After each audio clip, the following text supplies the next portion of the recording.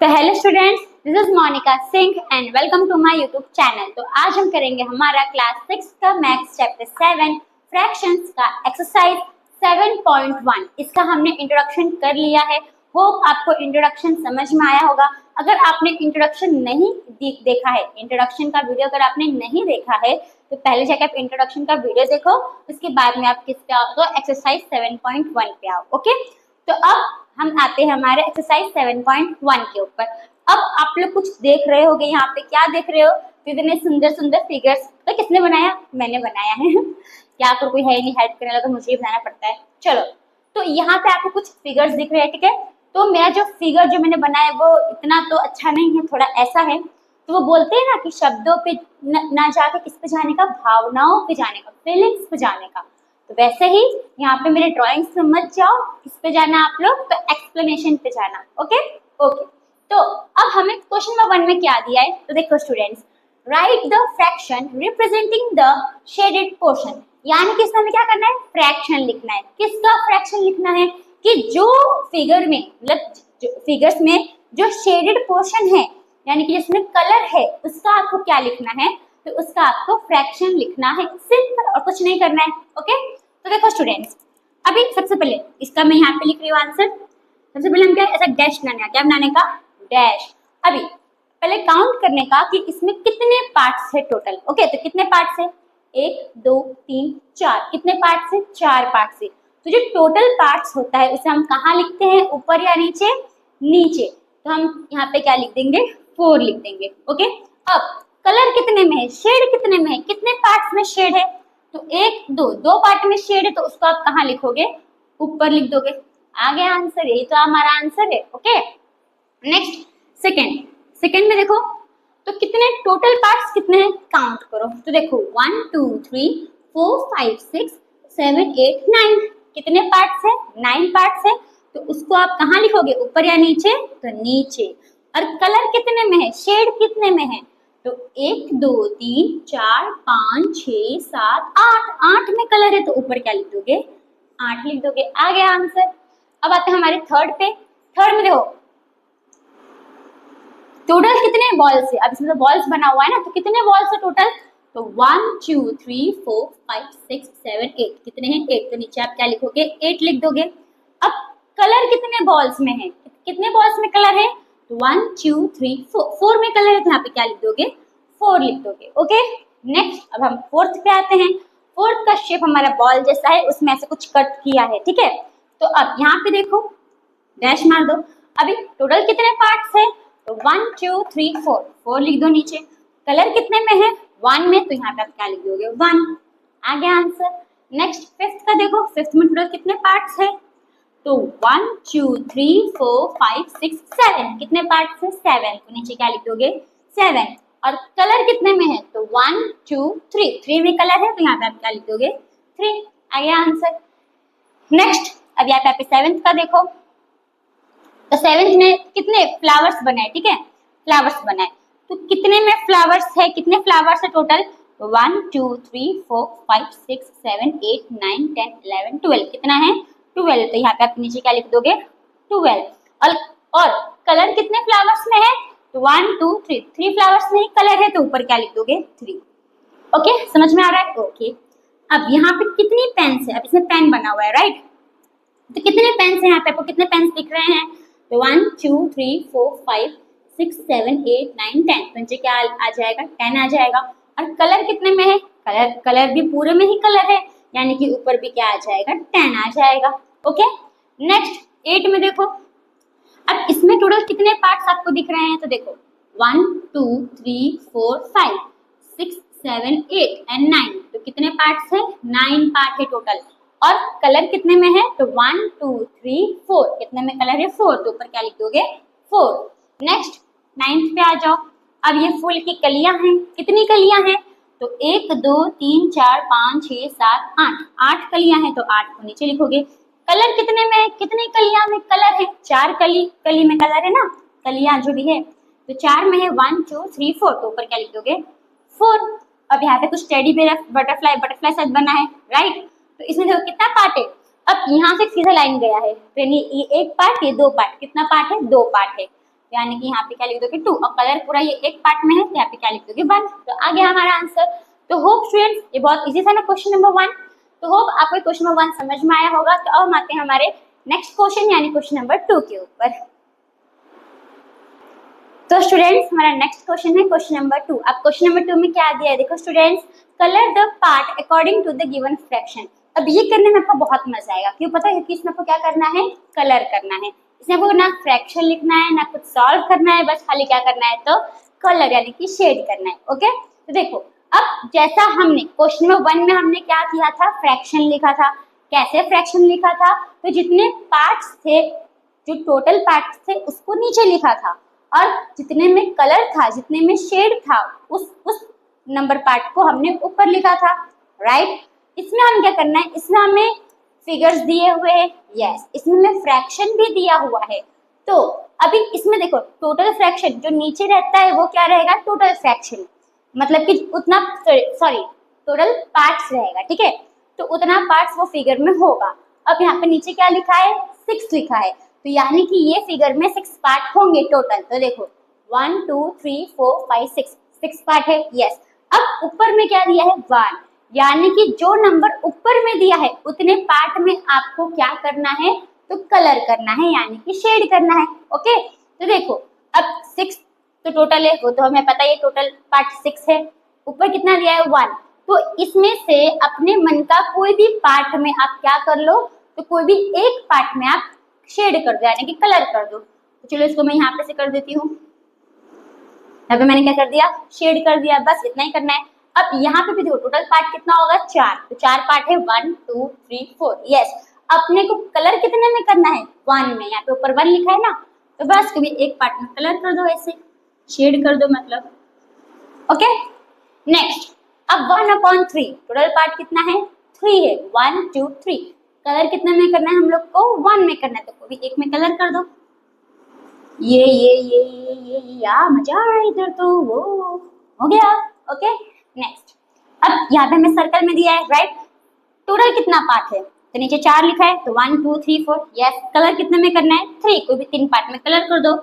यहाँ पे ये 1, यहाँ पे ये 2, यहाँ पे 3, बस कोई भी अपने मन का 3 पार्ट में कलर कर दो। ओके, नेक्स्ट यहाँ पे कितने पार्ट है, टोटल 9 पार्ट है। अपने को कलर कितने में करना है, 4 में, तो कोई भी 4 पार्ट में क्या कर दो, कलर कर दो। 1 2 3, और कोई भी एक पार्ट में 4 हो तो कलर कर दो। हो गया, तो आ गया। तो होप स्टूडेंट्स आपको जो क्वेश्चन नंबर 2 है वो समझ में आया होगा। इसमें खाली बस इतना ही हमें करना था, यानी कि कलर करना था। ओके, तो होप आपको क्वेश्चन नंबर 2 समझ में आया। अब हम आते हैं हमारे नेक्स्ट क्वेश्चन यानी क्वेश्चन नंबर 3 के ऊपर। तो स्टूडेंट्स हमारा नेक्स्ट क्वेश्चन है क्वेश्चन नंबर 3। अब क्वेश्चन नंबर 3 में क्या दिया है देखो students, identify the error if any. अब यहाँ पे ना आपको 3 फिगर दिए, ठीक है, 1 2 3, ये 3 फिगर दिए हैं। आपको इसमें बताना है कि इसमें कुछ एरर है क्या। ओके, तो ये फिगर आपको दिया है, इसमें आपको क्या बोला है, दिस इज 1/2, यानी कि इसका फ्रैक्शन आपको क्या दिया है, 1/2 दिया है, राइट। इसमें आपको क्या दिया है, फ्रैक्शन 1/4, और इसमें क्या फ्रैक्शन दिया है आपको, तो 3/4। अब इसमें देखो, अगर आप इन शेप्स में देखोगे, इन फिगर्स में देखोगे, तो ये पार्ट और ये पार्ट हम कब फ्रैक्शन लिख सकते हैं, जब वो फ्रैक्शन जो पार्ट आपस में बराबर होगा, इक्वल होगा, तभी हम क्या कर सकते हैं, फ्रैक्शन लिख सकते हैं। ओके, लेकिन अगर कुछ पार्ट बड़ा है, मतलब सपोज 2 पार्ट है, 2 में से सपोज अभी मम्मी है, मम्मी रोटी तोड़ के 2 बच्चों को दी, ठीक है, तो अभी मम्मी क्या करेगी, उसको इक्वल पार्ट में डिवाइड करके देगी ना। ऐसा तो नहीं कि इसको थोड़ा सा टुकड़ा इसको दे दिया और जो बड़ा टुकड़ा था वो इसको दे दिया, ऐसा तो नहीं करेगी मम्मी। तो मम्मी क्या करेगी, इक्वल पार्ट में डिवाइड करेगी। तो वैसे हम फ्रैक्शन किसे लिखते हैं, जब वो इक्वली पार्ट में डिवाइडेड होता है, तब जो भी पार्ट्स है, जो भी फिगर्स है, जब वो इक्वली पार्ट में डिवाइड होगा तभी हम फ्रैक्शंस लिख सकते हैं। लेकिन अगर जो फिगर्स है वो इक्वली पार्ट में डिवाइड नहीं है तो हम उसको फ्रैक्शंस में नहीं लिख सकते। ओके, तो अगर आप इस फिगर को देखोगे तो क्या ये फिगर इक्वली पार्ट में डिवाइड ऐसा आपको लग रहा है, इधर तो ट्रायंगल बन रहा है, यहाँ पे तो ट्रेपेजियम बन रहा है। अगर आपको ये नहीं समझ में आ रहा है तो देखो यहाँ पे तो इतना सा जगह है और यहाँ पे कितना ज्यादा जगह है, राइट। तो ये आपको इक्वल पार्ट में डिवाइड लग रहा है, नहीं, तो इसका हम फ्रैक्शन नहीं लिख सकते। ओके, सेम यहाँ पे देखो, ये 4 पार्ट आपको इक्वल लग रहा है क्या? ये 2 पार्ट तो चलो इक्वल लग रहा है, पर ये दोनों पार्ट ये दोनों के इक्वल लग रहा है क्या? नहीं लग रहा है। तो यानी कि इसको भी हम फ्रैक्शन नहीं लिख सकते। ओके, सेम यहाँ पे भी देखो, ये जो सर्कल के जो ये 4 पार्ट है, ये चारों पार्ट आपस में बराबर लग रहा है क्या? यहाँ पे ज्यादा पार्ट है, यहाँ पे थोड़ा कम पार्ट है, यहाँ पे हल्का ज्यादा पार्ट है, यहाँ पे तो उससे भी कम है। तो ये चारों पार्ट आपको बराबर लग रहा है? नहीं। तो इसका मतलब इसको भी हम फ्रैक्शन में नहीं लिख सकते। तो सिंपल आपको आंसर में क्या लिखना है? आपको सिंपल, अभी मैंने लिखा हुआ है 2 लाइन, बस सिंपल आपको आंसर में यही 2 लाइन लिखना है। क्या लिखना है? तो देखो, all the figures are not equally divided, यानी कि जितने भी फिगर है, जो तीनों फिगर हैं, ये इक्वली पार्ट डिवाइडेड नहीं है, ये इक्वली डिवाइडेड नहीं है। तो अगर हमें इनका फ्रैक्शन लिखना है तो पहले तो जो फिगर्स है वो क्या होना चाहिए? इक्वल पार्ट में डिवाइड होना चाहिए, तभी हम उसका फ्रैक्शन लिख सकते हैं। बस आपको सिंपल यही लिखना है। तो देखो, all the figures are not equally divided, ठीक है, मतलब कि जितने भी फिगर्स है वो इक्वली डिवाइडेड नहीं है। फॉर मेकिंग फ्रैक्शंस, अगर हमें फ्रैक्शन बनाना है तो it is necessary that figure is to be divided in equal parts. तो ये जरूरी है कि जो फिगर्स है वो क्या होना चाहिए? तो इक्वल पार्ट में डिवाइड होना चाहिए। बस आपको यही 2 लाइन आंसर में लिखना है और कुछ नहीं करना है। ओके, ऐसे आपको समझ में आया क्वेश्चन नंबर 3 क्या था? ओके, तो होप आपको क्वेश्चन नंबर 3 समझ में आया। अब हम आएंगे हमारे नेक्स्ट क्वेश्चन यानी क्वेश्चन नंबर 4 के ऊपर।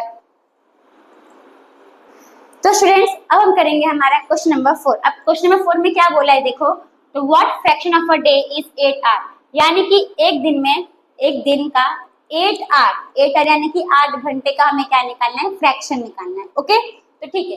अब नंबर ऑफ आवर्स हमें दिया है, क्या दिया है? नंबर ऑफ आवर्स हमें दिया है। कितना दिया है नंबर ऑफ आवर्स? 8 दिया है, राइट। अब यहाँ पे हमें क्या दिया है? अ डे यानी कि एक दिन। अब एक दिन में कितने आवर्स होते हैं, कितने घंटे होते हैं? 24। तो यहाँ पे क्या लिखने का? 1 day equals to 24 hours, right. बस अब हमें इसका क्या निकालना है? फ्रैक्शन निकालना है। तो यहाँ पे आप क्या लिख दोगे? फ्रैक्शन। अभी देखो स्टूडेंट्स, टोटल आवर्स कितना होगा? टोटल आवर्स हमारा जो टोटल घंटा है वो हमारा 8 होगा या 24 होगा? एक दिन में टोटल कितने आवर्स होते हैं? 24। तो जो टोटल है वो हम कहाँ लिखेंगे? ऊपर या नीचे? नीचे लिखेंगे। कितना लिखेंगे? 24। तो यहाँ पे क्या लिख दोगे? 24। और जो 8 दिया है, यानी कि ये जो 8 है इसको आप कहाँ लिख दोगे? ऊपर लिख दोगे। तो आ गया हमारा फ्रैक्शन। होप आपको समझ में आया। अब अगर आप देखोगे ना तो इसको हम क्या कर सकते हैं? सिंपलेस्ट फॉर्म में लिख सकते हैं, यानी कि हम इसको कट कर सकते हैं। कैसे कट कर सकते हैं? अभी ये जो दोनों नंबर है क्या वो कोई टेबल में आता है? यस। अगर आप देखोगे तो ये जो दोनों नंबर है ये 2 के टेबल में आएगा, ये 8 भी 2 के टेबल में आता है और ये 24 भी 2 के टेबल में आता है, राइट। और अगर आप देखोगे तो ये दोनों 4 के टेबल में भी आएगा, ये 8 भी 4 के टेबल में आता है, 24 भी 4 के टेबल में आता है। और आपको और बड़े नंबर पे जाना है, डायरेक्ट कट करना है, तो आप 8 के टेबल से भी कर सकते हो। 8 के टेबल में भी 8 आता है और 8 के टेबल में 24 भी आता है, राइट। तो हम डायरेक्ट बड़े नंबर से कट करते हैं। ओके, तो यानी कि हम क्या करेंगे? 8 1 जा 8 कितने जा 3 जा, राइट। यानी कि इसका फ्रैक्शन क्या आ जाएगा? 1/3। अगर आपको चाहिए तो आप इतना करोगे तो भी राइट है, या फिर 1 स्टेप और लिख दोगे तो भी राइट है। ओके, आप यहाँ तक करोगे तो भी चलेगा, यहाँ तक करोगे तो भी चलेगा। ओके, यहाँ पे हमने क्या कर दिया? इसको सिंपलेस्ट फॉर्म में कर दिया। ओके, तो होप आपको क्वेश्चन नंबर 4 समझ में आया। अब ऐसे ही हमें क्या करना है? क्वेश्चन नंबर 5, यानी कि हमें क्या करना है? तो 40 मिनट्स का क्या निकालना है? फ्रैक्शन निकालना है। ओके, अब यहाँ पे हमने देखो नंबर ऑफ मिनट्स दिया है, कितना दिया है? 40। तो सिंपल लिख लेने का नंबर ऑफ मिनट्स कितना दिया है? हमें 40 दिया है, राइट। अब इसमें हमें क्या बोला है? एन आर, यानी कि 1 घंटा। अब 1 घंटे में कितने मिनट्स होते हैं? टोटल 60 मिनट्स होते हैं। तो यहाँ पे आप क्या लिख लोगे? 1 आवर इक्वल्स टू 60 मिनट्स। तो बस सिंपल हमें इसका क्या निकालना है? अब फ्रैक्शन निकालना है। तो यहाँ पे आप क्या लिखोगे? फ्रैक्शन इक्वल्स टू डैश मार दो। अभी टोटल मिनट्स क्या होगा? 40 या 60? टोटल तो 60 मिनट्स होता है, तो उसको ऊपर लिखोगे या नीचे? नीचे लिखोगे। तो यहाँ पे क्या आ जाएगा? 60। अब जो बचा उसको ऊपर लिख दो 40, ठीक है। अब इसको भी यहाँ तक करोगे, राइट है। अब इसका भी आप सिंपलेस्ट फॉर्म लेकिन लिख सकते हो, तो लिख ही देने का, क्योंकि आगे भी आपको करना ही है, सिंपलेस्ट फॉर्म आगे आपको निकालना ही है। तो यहीं से करते हुए चलो, ओके। पर यहाँ तक भी करोगे ना तो राइट ही, आपको मार्क्स पूरा ही मिलेगा। अब देखो 0 0 क्या हो जाएगा, कट हो जाएगा, 4/6।